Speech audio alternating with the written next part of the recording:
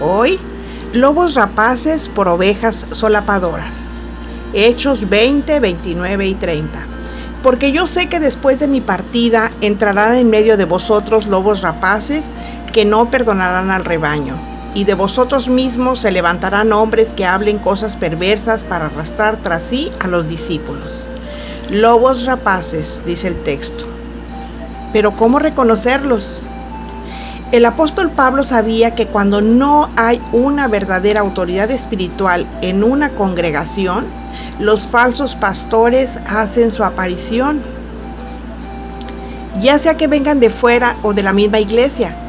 Pero no debemos de perder de vista que en la actualidad hay muchos que se dicen pastores, pero solo por haber sido nombrados por amigos para que abran una sucursal de su congregación madre, pero que en la realidad nunca fueron llamados por Dios.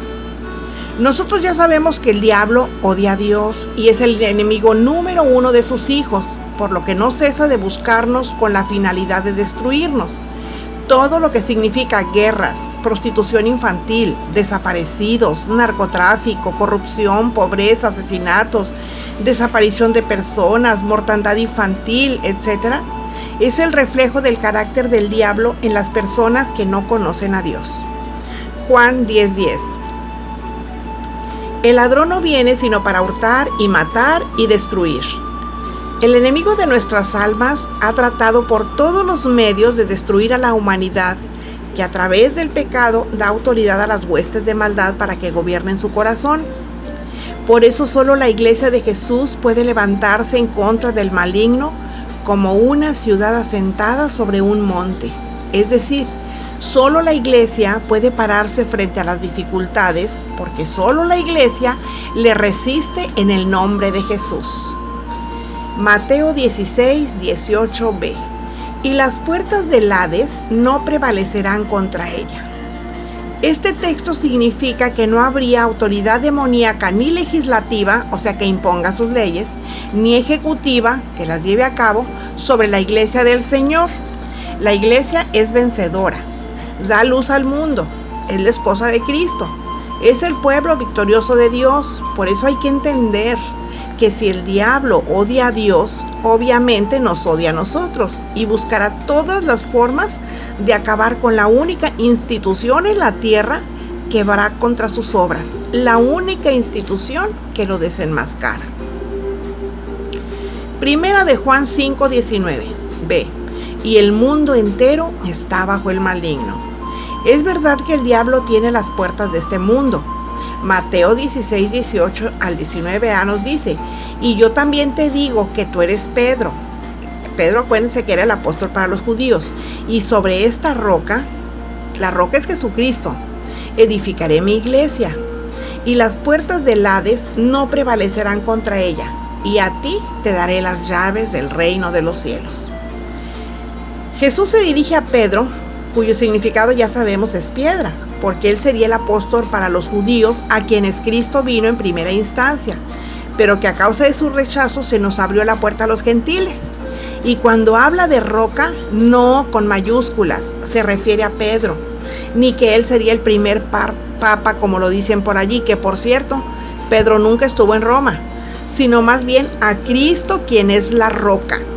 Primera a los Corintios 10:4. Y todos bebieron la misma bebida espiritual, porque bebían de la roca espiritual que los seguía, y la roca era Cristo. Aquí está bien claro. Nosotros no creemos en Pedro, creemos en Jesucristo. Bueno, el texto dice que a la iglesia se le darían las llaves.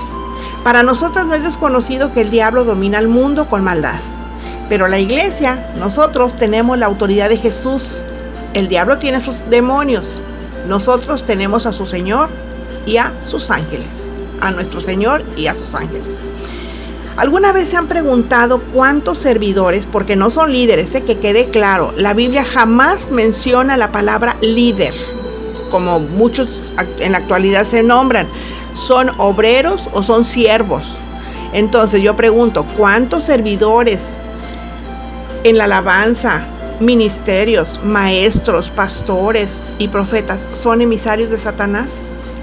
Quizás hemos sido víctimas de abuso espiritual de estos lobos, y no estoy hablando de pleitos entre hermanos, ni del pastor no me entiende, o de celos carnales, falta de amor o cosas que son graves en sí, pero no de la magnitud de lo que estamos hablando. Estoy hablando de algo que sí es grave. Estoy hablando de gente que no conoce al Señor, que no tiene al Espíritu Santo en su plenitud. Estoy hablando de los mensajeros de Satanás que vienen como su padre a matar la esperanza de las personas, a robarles la paz y destruirles espiritualmente. ¿Y cómo lo hacen? Bueno, pues prohibiéndoles que estudien la Biblia, prohibiéndoles que se reúnan a compartir la palabra, a estudiarla, a orar. Eso es grave, sí, eso significa que son personas que definitivamente no han sido llamados por Dios. Ahora yo pregunto, ¿no habrá indicios que hagan pensar en que estos pastores o servidores de alabanza no vienen de Dios? Hebreos 5:14 dice, pero el alimento sólido es para los que han alcanzado madurez, para los que por el uso tienen los sentidos ejercitados en el discernimiento del bien y del mal. Este texto nos habla de madurez para discernir el bien y el mal. Muchos congregantes, aún teniendo las evidencias del gran negocio que se está haciendo con sus ofrendas, los mal pedidos diezmos, etc., no tienen el valor para denunciar ante la congregación lo que están viendo. ¿Y saben por qué no lo hacen? Porque no tienen autoridad espiritual que les da el conocer lo que enseña la Escritura. Romanos 16:17 dice, mas les ruego, hermanos, que se fijen en los que causan divisiones y tropiezos en contra de la doctrina que ustedes han aprendido y que se aparten de ellos.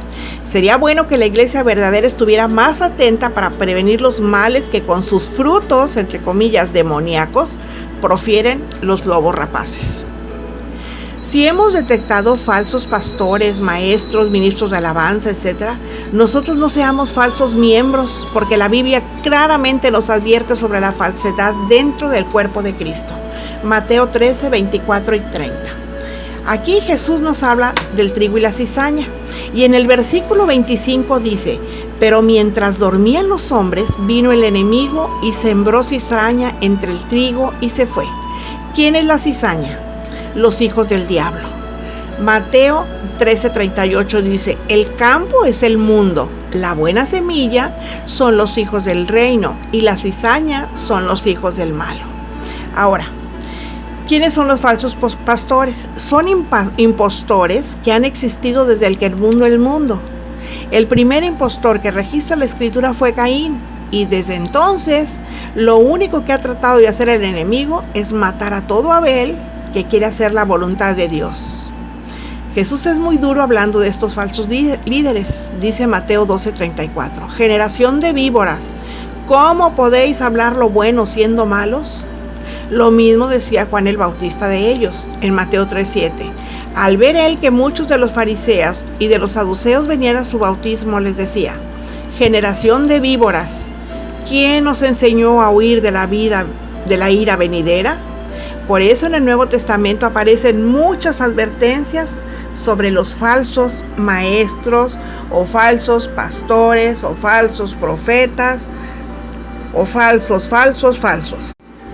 Pero bueno, no solamente hay falsos maestros, falsos pastores, falsos ministros de alabanza, también hay falsos miembros.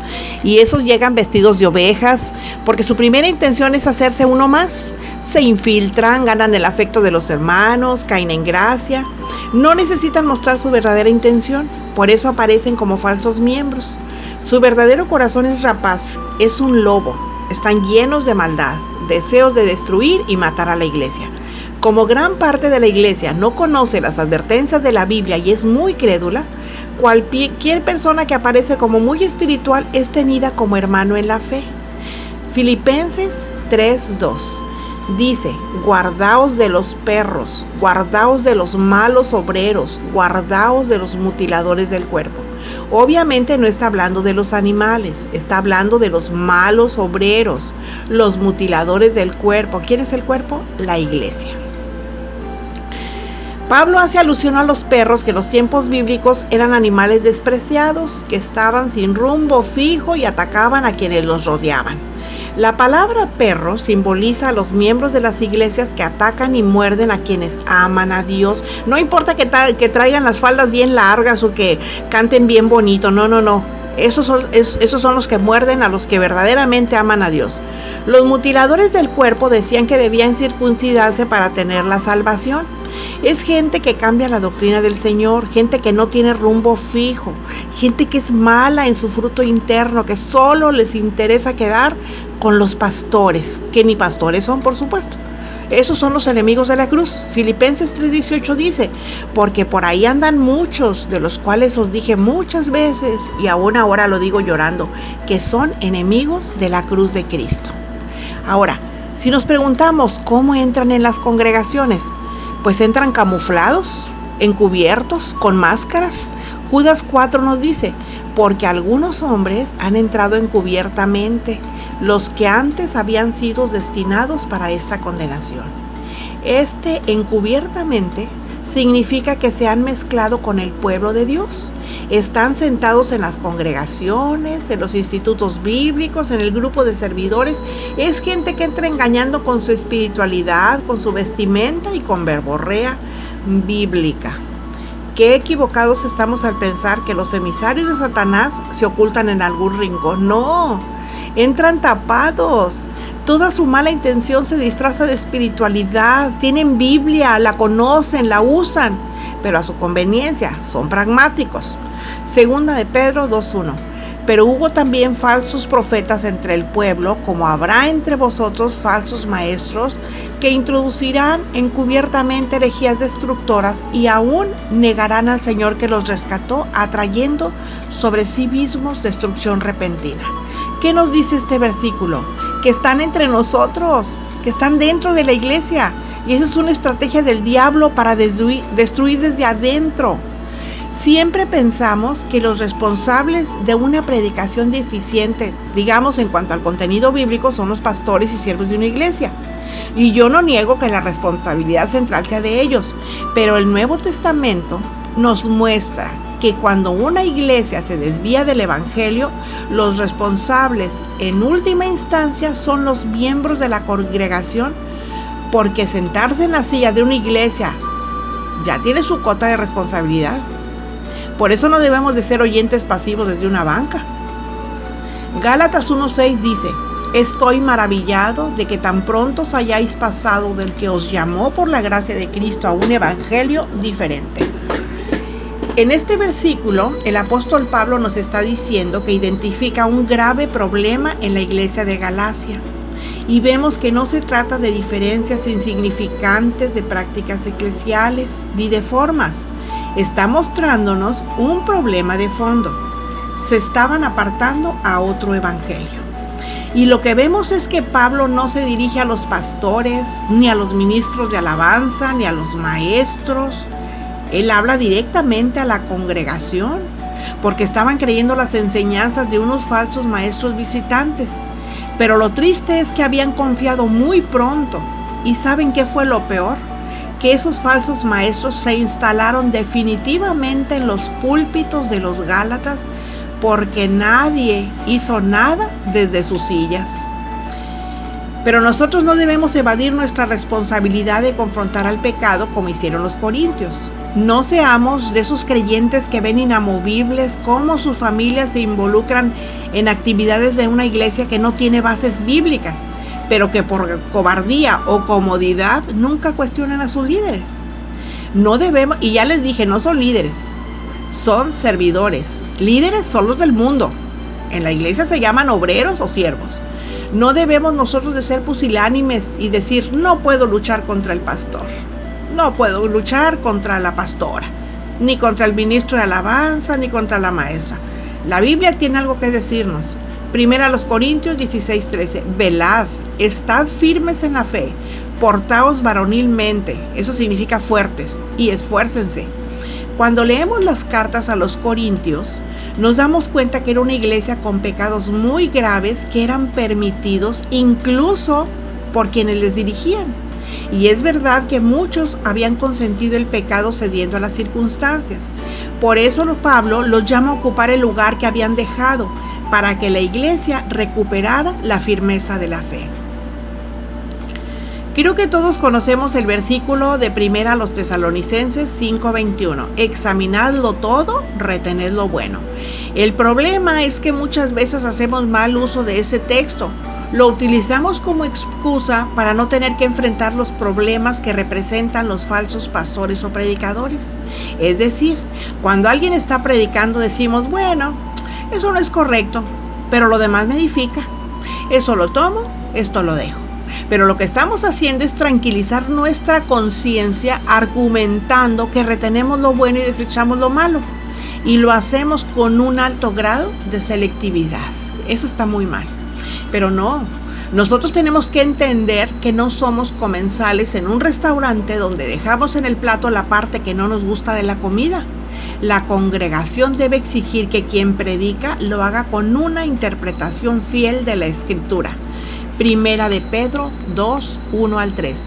Desechando pues toda malicia, todo engaño, hipocresía, envidias y todas las detracciones, desead como niños recién nacidos la leche espiritual no adulterada, para que por ella crezcáis para salvación, si es que habéis gustado la benignidad del Señor.